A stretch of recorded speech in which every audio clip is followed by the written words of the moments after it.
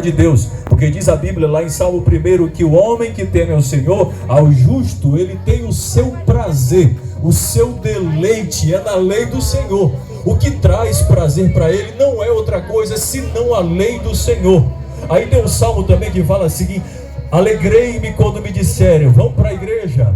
O que esse texto está dizendo? Eu me deleito quando me convidam para vir para o culto. Assim que somos nós hoje, mas antes nós éramos apenas deleitados nas coisas deste mundo. Outra característica era odiosos. O ódio está presente por aí, odiando-nos uns aos outros por último. Essa era a situação do homem sem Cristo, dominado pelo pecado. Eu quero que os irmãos entendam, reflitam muito bem isso. O homem antes de Jesus, ele era dominado pelo pecado. Só que ele não sente que ele é dominado. Ele acha que tem asas para voar porque ele acha que pode fazer tudo que dá na cabeça. Mas na verdade, essa é uma sensação de liberdade. Porque o pecado, ele é igual um entorpecente, ele é igual um narcótico. Ele faz você sentir sensações irreais que não existem e faz você ter a ideia de que é livre. Aí o pecado, o diabo, ele chega assim para a pessoa que está na igreja e que não está se firmando.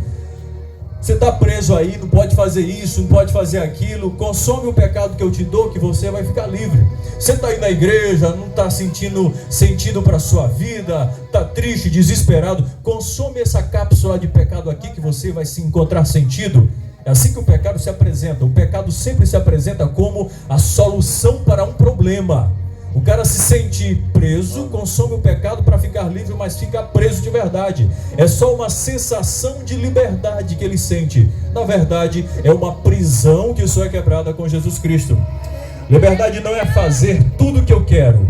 Fazer tudo o que eu quero é prisão, não é liberdade. E eu vou repetir: fazer tudo o que eu quero não é prisão, não é liberdade, é prisão. Eu sou escravo dos meus desejos, eu sou escravo das minhas vontades. Sabe o que é liberdade? Liberdade que Jesus dá é poder. Liberdade é poder. Liberdade é poder de decisão. É quando eu decido dizer não ao pecado. Isso é liberdade. Agora, se a cada assédio do pecado eu cedo, eu não sou livre, eu sou escravo dele. E o homem no pecado, ele é escravo do pecado, ele é dominado. Lá em Romanos capítulo 6, o apóstolo Paulo fala que o salário do pecado é o quê? Quem é que paga um salário? É um patrão, é um senhor. Paulo vê o pecado como um senhor para o qual o homem trabalha e no final de contas recebe um salário. E esse salário é o pecado. O pior salário que alguém pode, a morte. O pior salário que alguém pode receber é a morte. Mas quem vive escravo do pecado recebe esse pagamento, que é a morte.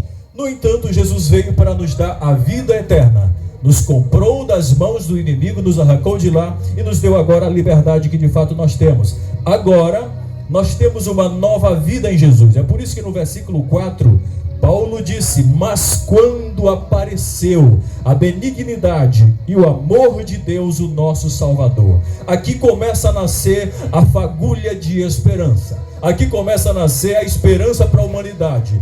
Antes, Paulo descreve o estado deplorável do homem, só que não termina por aí, porque o evangelho não é má notícia, o evangelho não é notícia ruim. Ele apresenta a realidade ruim, mas também apresenta a solução vitoriosa baseada na esperança. É por isso que Paulo disse que até que um dia apareceu a benignidade e o amor de Deus. Benignidade é a característica que permite Deus fazer coisas boas, coisas que levem o homem ao bem supremo, que é o seu Filho, Jesus Cristo. Aí quando Cristo aparece, a vida depois de Cristo muda completamente.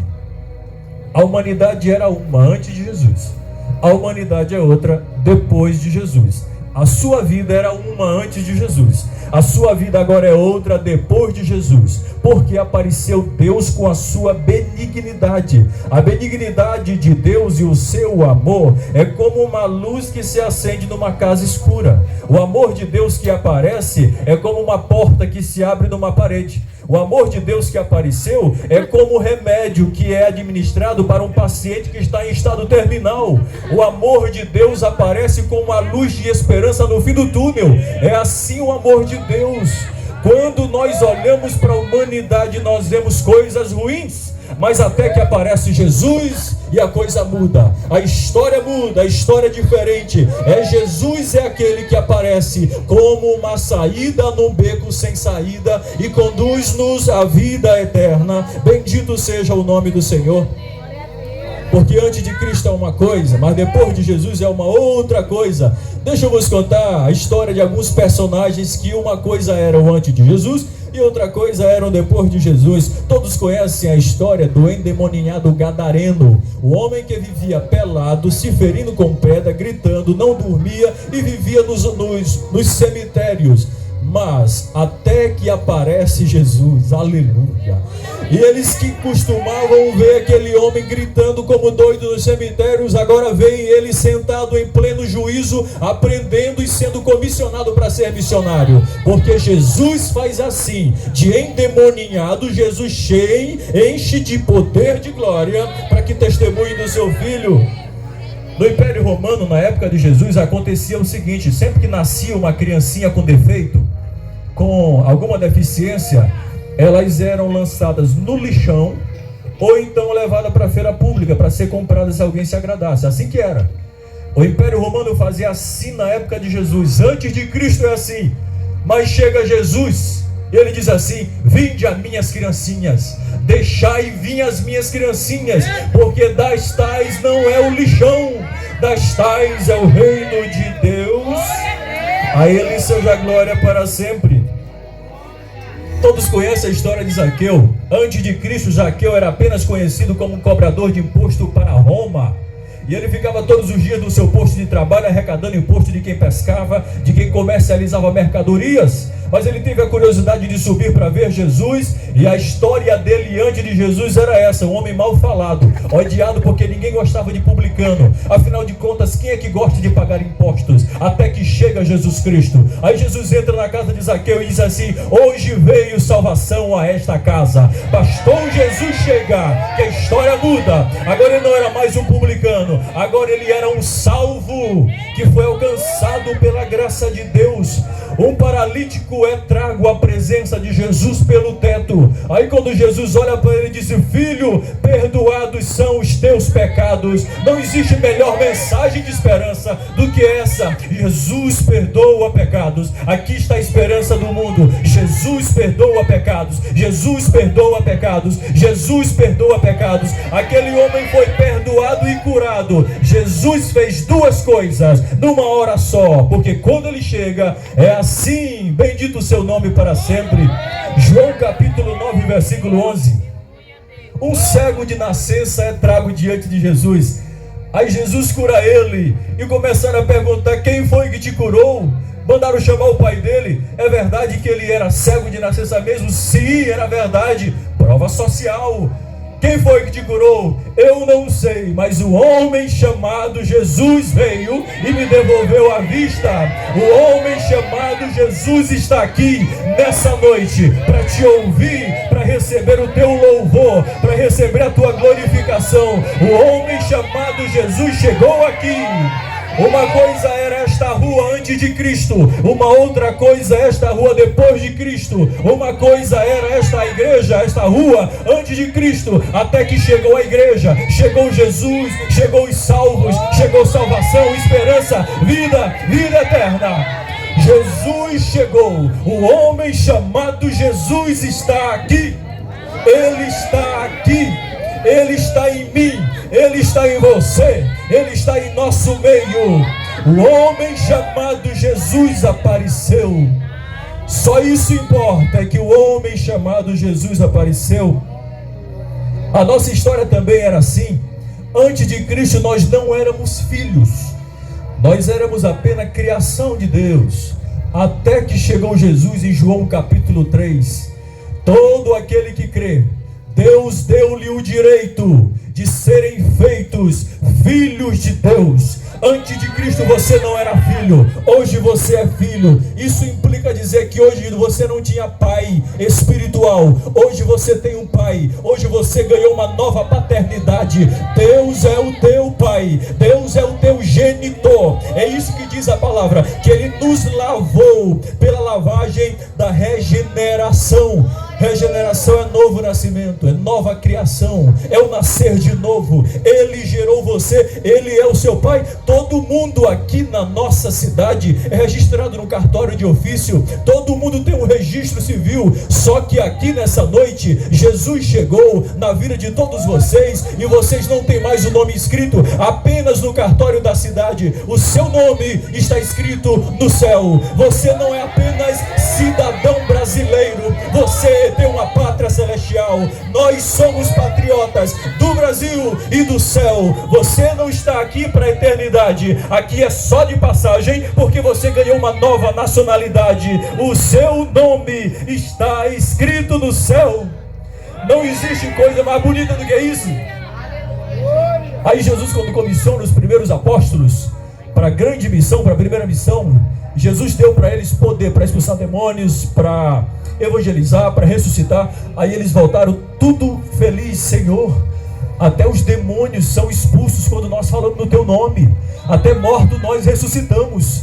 Aí Jesus, assim como quem querendo cortar o barato deles: olha, não se alegre muito por isso não, antes se alegre porque os vossos nomes estão escritos no céu.